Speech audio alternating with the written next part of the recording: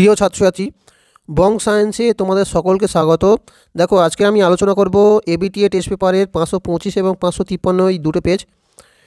প্রথম থেকে শেষ পর্যন্ত ভিডিওটি দেখবে। ভিডিওটি ভালো লাগলে অবশ্যই একটি লাইক এবং চ্যানেলটা সাবস্ক্রাইব করে রাখবে, কারণ এরকম ভিডিও আমি প্রত্যেক দিন কিন্তু আপলোড করি। দেখো, একের দাগের 1.1 গ্লোবাল ওয়ার্মিংয়ের ফলে কোনটি ঘটবে না? দেখো, উত্তর হবে দিন রাত্রির দৈর্ঘ্যের পরিবর্তন। দেখো, অন্যগুলো কিন্তু ঘটতে পারে। 1.2 কোনটি মোলার আয়তনকে সূচিত করে? দেখো, মোলার আয়তন কাকে বলা হয়? 1 মোল গ্যাসের যে আয়তন, এন যদি 1 হয় তাহলে ভি সমান হবে ভি। 1 মোল যে গ্যাসের আয়তন তাকে আমরা মোলার আয়তন বলি, তাহলে উত্তর হবে এর অপশানটা। 1.3 দেখো, এসটিপিতে 1.12 লিটার কার্বন ডাইঅক্সাইডের মোল সংখ্যা কত? দেখো, মোল সংখ্যা আমরা কী করে বের করব? প্রদত্ত যে আয়তন 1.12, আর আমরা জানি 1 মোল গ্যাসের আয়তন 22.4। এটা কাটাকুটি করবে, কাটাকুটি করলে হবে একটা শূন্য কাটবে, এখানে 2 দিয়ে কাটবে, তাহলে 1/2 ইন্টু 10, তাহলে 1/2 মানে 0.5, একে 10 দিয়ে ভাগ করলে হবে 0.05। তাহলে উত্তর হয়ে যাবে তোমার কোনটা? দেখো, বির অপশানটা সঠিক হয়ে যাবে। 1.5 লোহার দৈর্ঘ্য প্রসারণ গুণাঙ্ক আলফা হলে আয়তন প্রসারণ গুণাঙ্ক হবে? দেখো, আলফা গামা সমান কী হয়? 3 আলফা। তাহলে কোন অপশানটা হবে? দেখো, সি এর অপশানটা সঠিক হয়ে যাবে। সি এর অপশানটা সঠিক হয়ে যাবে। 1.5 প্রিজমের আপতন কোণ বাড়তে থাকলে চ্যুতিকোণ, আপতন কোণের সঙ্গে চ্যুতিকোণের সম্পর্ক আছে ডেল্টা আর আই। দেখো, এরকম একটা লেখচিত্র হয়। দেখো, যদি আপতন কোণ বাড়াতে থাকি, চ্যুতিকোণ কিন্তু কমতে থাকবে, কিন্তু একটা নির্দিষ্ট সময় পরে দেখবে আবার চ্যুতিকোণ বাড়ছে। তাহলে প্রথমে আপতন কোণ বাড়লে চ্যুতিকোণ কমে, পরে বাড়ে, তাহলে অপশানটা হবে সি এর অপশানটা সঠিক হয়ে যাবে।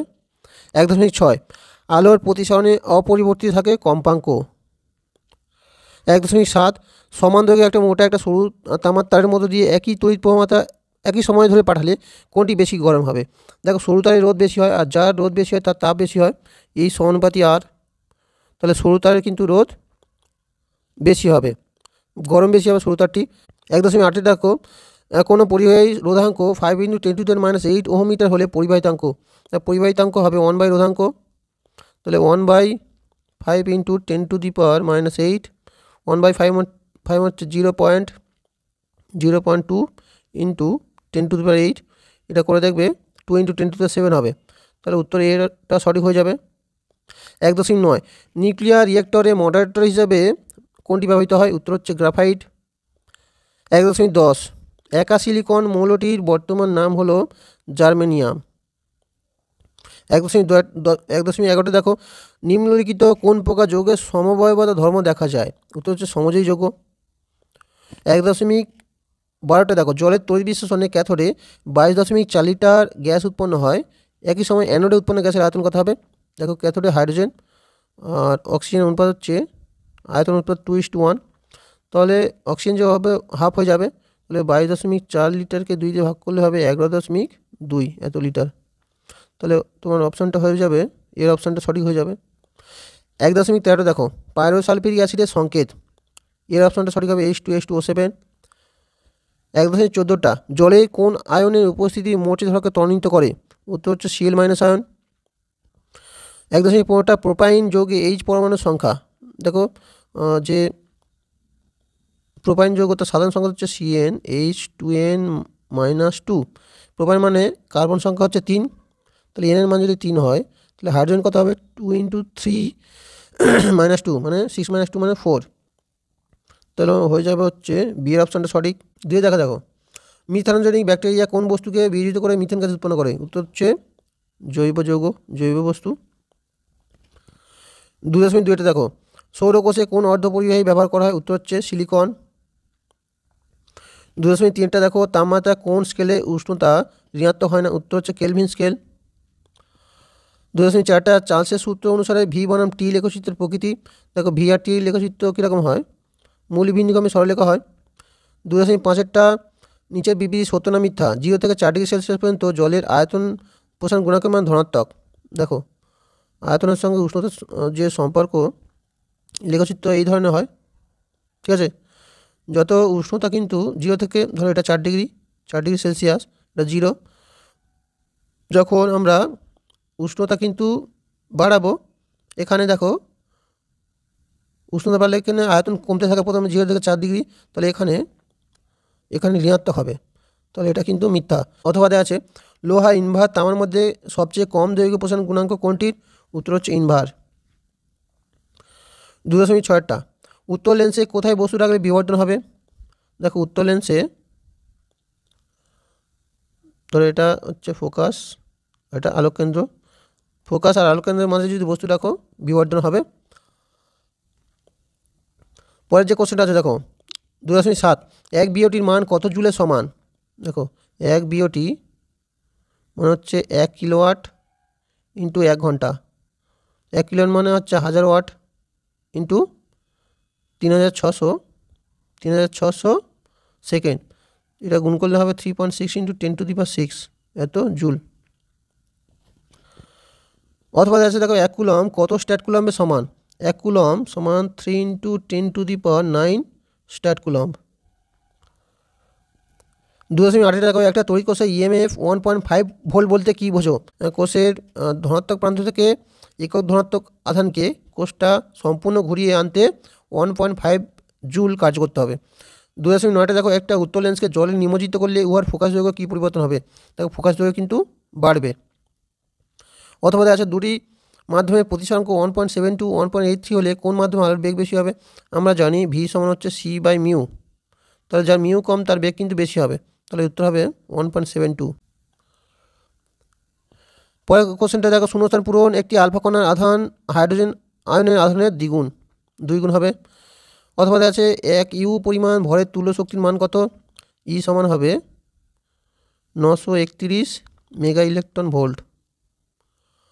2.11 দেখো স্তম্ভ মেলানো ফ্লোরিন তড়িৎ-ঋণাত্মক, অ্যালুমিনিয়াম দেখো অ্যালুমিনিয়াম হয়ে যাবে গিপসাইট, সিরিয়াম ল্যান্থানাইটস, পারদ অ্যামালগাম। 2.12 দেখো একটি ত্রিবন্ধনযুক্ত মৌলিক অণুর উদাহরণ দাও। উত্তর হচ্ছে নাইট্রোজেন। 2.13 দেখো তড়িৎ বিশ্লেষণের সময় কোন তড়িৎ ব্যবহার করা আবশ্যক? উত্তর হচ্ছে ডিসি। সুপার হ্যালোজেন কাকে বলা হয়? সর্বাপেক্ষা তড়িৎ ঋণাত্মক মৌলকে সুপার হ্যালোজেন বলা হয়, ফ্লোরিনকে সুপার হ্যালোজেন বলা হয়। অথবা দীর্ঘ পর্যায় সারণীতে চালকোজেন মৌলগুলো কোন শ্রেণীতে অবস্থিত? উত্তর হচ্ছে 16 নম্বর শ্রেণী। 2.15 দেখো কপার সালফেটে জলীয় দ্রবণে H2S গ্যাস চালনা করলে যে অধক্ষেপ পড়ে তার সংকেত? উত্তর হচ্ছে CuS। 2.16 দেখো ইনভারের উপাদানগুলো কী কী? ইনভারের উপাদান হচ্ছে লোহা আর নিকেল। 2.17 দেখো কীপ যন্ত্রে প্রস্তুত করা যায় এমন একটা গ্যাসের নাম লেখো। উত্তর হচ্ছে H2S। 2.18 দেখো ইথানলকে পানের অযোগ্য করার জন্য এর সঙ্গে কী মেশানো হয়? এর সঙ্গে কিন্তু মিথানল মেশানো হয়, এছাড়া পিরিডিন ন্যাপথা ইত্যাদি মেশানো হয়। এবার দেখো বাকি আছে 2 নম্বর এবং 3 নম্বরের যে কোশ্চেনগুলো, এগুলো তোমরা নিজেরা চেষ্টা করবে, যদি না পারো অবশ্যই কমেন্ট করে জানাবে, করে দেবো। এরপরে আমরা চলে যাব পরের পৃষ্ঠার, অর্থাৎ 553 নম্বর পৃষ্ঠা। দেখো একের দাগের 1.1 জলাভূমিতে উৎপন্ন মাছ গাছ হলো, এখানে কোনোটাই নেই, মাছ গাছ কিন্তু মিথেন। 1.2 দেখো একটি আদর্শ গাছের প্রতি একক আয়তনে মোল সংখ্যা। দেখো মোল সংখ্যা আমরা জানি পিভি সমান NRT, তাহলে এন সমান কী হবে? এন সমান হবে PV/RT। তাহলে একক আয়তন বলেছে, ভিটা 1 হয়ে যাবে, তাহলে এখানে উত্তর হয়ে যাবে P/RT। তাহলে P/RT হচ্ছে ডি এর অপশানটা সঠিক হবে। 1.3 দেখো 5 মোল জলের তড়িৎ বিশ্লেষণে উৎপন্ন হাইড্রোজেনের পরিমাণ কত হবে? দেখো সমীকরণটা 2H2O 2H2 + O2। দেখো 2 মোল থেকে জল থেকে 2 মোল হাইড্রোজেন পাওয়া যায়, তাহলে 1 মোল থেকে আমরা 1 মোল হাইড্রোজেন পাবো, আর 5 মোল থেকে 5 মোল পাবো, আর 1 মোল হাইড্রোজেনের ভর 2, তাহলে 5 × 2 ভর হবে 10 গ্রাম, তাহলে এখানে উত্তর হয়ে যাবে 10 গ্রাম। ডিএরটা 1.4 তাপের আদর্শ সুপরিবাহী ও আদর্শ অন্তরকের ক্ষেত্রে তাপ পরিবাহিতার মান আদর্শ হচ্ছে অসীম, শূন্য হবে। 1.5 দেখো নিচের কোনটি তরঙ্গদৈর্ঘ্য সর্বাধিক? উত্তর হচ্ছে অবলোহিত রশ্মি। 1.6 প্রতিসরাঙ্ক আলোর তরঙ্গদৈর্ঘ্য সম্পর্ক মিউ সমান A + B/λ²। 1.7 বিওটি যে ভৌত রাশি একক তা হলো তড়িৎ শক্তি। 1.8 AXY পরমাণু থেকে একটি বিটা কণা নির্গত হলে উৎপন্ন মৌলের পরমাণু ক্রমাঙ্ক আর ভর সংখ্যা হবে। দেখো ভর সংখ্যা কোনো পরিবর্তন হবে না, ভর সংখ্যা এক্স থাকবে, আর পরমাণু ক্রমাঙ্ক কিন্তু এক বাড়বে। তাহলে এক্স আর y+1 এটা আছে কি দেখো, এটা কিন্তু নেই, তাহলে উত্তর হবে কোনোটি নয়। 1.9 দেখো সবচেয়ে ভারী ধাতু হচ্ছে সীসা পিবি। 1.10 একটি ঋজু তড়িৎ পরিবাহীর জন্য চৌম্বক বলরেখার আকার। ধরো একটি ঋজু পরিবাহী তড়িৎ যাচ্ছে নিচ থেকে উপরে, তাহলে এখানে বলরেখা হবে এই রকম বৃত্তাকার। তাহলে অপশানটা হয়ে যাবে বি এর অপশানটা। 1.11 কোন যৌগে অষ্টক সূত্র প্রযোজ্য? দেখো NH3 হবে, বাকিগুলো অষ্টক সূত্র প্রযোজ্য নয়। 1.12 জলের তড়িৎ বিশ্বস্তনে ক্যাথোড অ্যানোডে উৎপন্ন গ্যাসের ভরের অনুপাত, এটা হবে 1:8। 1.13 কপার সালফেটের জলীয় দ্রবণে অতিরিক্ত জলীয় অ্যামোনিয়া যোগ করলে দ্রবণের রং কী হবে? উত্তর হচ্ছে গাঢ় নীল। 1.14 কিসের উপস্থিতিতে লোহা দুটো মরচে পড়ে? উত্তর হচ্ছে জলীয় বাষ্প। 1.15 কোন যৌগটি পরস্পর সমকোণ কিন্তু সমবায়ব নয়? দেখো এইটা সমবায়ব, এইটাও সমবায়ব। সি এর যে অপশানটা এটা দুটোই সব ইথার, দেখো অপশান সি হবে। 2.1 দেখো মিথেন হাইড্রেট কী জাতীয় যৌগ? মিথেন হাইড্রেট হচ্ছে কঠিন একটা কেলাসাকার যৌগ, এর সংকেত তোমরা জানো। 2.2 ক্রমহ্রাসমান উষ্ণতার স্তর বায়ুমণ্ডলের কোন স্তরকে বলা হয়? উত্তর হচ্ছে টপোস্ফিয়ার। অথবা দেওয়া আছে সূর্য থেকে আগত ইভি রশ্মিকে তাপীয় বিকিরণ বলা হয়। উক্তিটি কিন্তু মিথ্যা হবে, কারণ যেটা ফিরে যায় সেটাকে আমরা তাপীয় বিকিরণ বলি। 2.3 দেখো স্থির উষ্ণতায় বদ্ধ পাত্রে একটি গ্যাস আছে, উষ্ণতা অপরিবর্তিত রেখে ওই গ্যাস আরও কিছু পাত্রে যোগ করা হলো, গ্যাসের চাপের পরিবর্তন কী হবে? ধরো একটা পাত্রে এরকম গ্যাস আছে, এই গ্যাসটা অন্য পাত্রে যদি নিয়ে যাওয়া হয় তাহলে আয়তন কী হবে? আয়তন কমবে। আমরা জানি পিবি সমান হচ্ছে কে, এখানে যদি আয়তন কমে চাপ কিন্তু কী হবে? বাড়বে। তাহলে উত্তর হবে চাপ বৃদ্ধি পাবে। 2.4 স্থির উষ্ণতায় জলীয় বাষ্পের পরিমাণ যদি বাড়ে তাহলে বাতাসের ঘনত্বের পরিমাণ কেমন হবে? বাতাসের ঘনত্বের পরিমাণ কিন্তু কমবে। পরের কোশ্চেন, অথবা গ্যাসের অণুগুলি পাত্রের দেয়ালের সঙ্গে ড্যাশ সংঘর্ষ ঘটায়। উত্তর হচ্ছে স্থিতিস্থাপক সংঘর্ষ। 2.5 দেখো কোনো কঠিন পদার্থের দৈর্ঘ্য প্রসারণ গুণাঙ্ক m ক্ষেত্র প্রসারণ গুণাঙ্ক n হলে 2m - n, আমরা জানি আলফা সমান হচ্ছে β/2। দৈর্ঘ্য প্রসারণ গুণাঙ্ক m দেওয়া আছে, m সমান হচ্ছে n/2, কোনাকুনি গুণ করলে হবে m সমান হচ্ছে n, তাহলে 2m - n কী হবে? 2m - n কী হবে? 0 হবে, উত্তর হবে 0। পরের কোশ্চেন 2.6 মোটর গাড়ি হেডলাইটে অবতল দর্পণ ব্যবহার করা হয়। 2.7 আলোকরশ্মি ঘন মাধ্যম থেকে লঘু মাধ্যমে প্রতিষ্ঠিত হলে চ্যুতিকোণের মান কত হবে? দেখো এটা যদি এঁকে দেখাই, এটা লঘু, এটা ধরো ঘন। ঘন থেকে লঘুতে তির্যকভাবে যদি আলোকরশ্মি পড়ে, ধরো যাওয়ার কথা এইদিকে যাবে, এইদিকে এটা হচ্ছে আপতন কোণ আই, এটা প্রতিসরণ কোণ আর, তাহলে এই যে চ্যুতিকোণ এর মানটা বের করতে হবে। ডেল্টা সমান কী হবে? r - i। 2.8 উষ্ণতা বৃদ্ধিতে রোধ কমে এমন একটা পদার্থ হচ্ছে সিলিকন। 2.9 দেখো 1 কুলম্ব আধান ইলেকট্রন সংখ্যা কত? দেখো আমরা সম্পর্ক জানি, কিউ সমান হচ্ছে n × e, তাহলে n সমান কী হবে? q/e। কিউ মান দেওয়া আছে -1 আর ইর মান 1.6 × 10⁻⁻19, এটা বের করে দেখবে।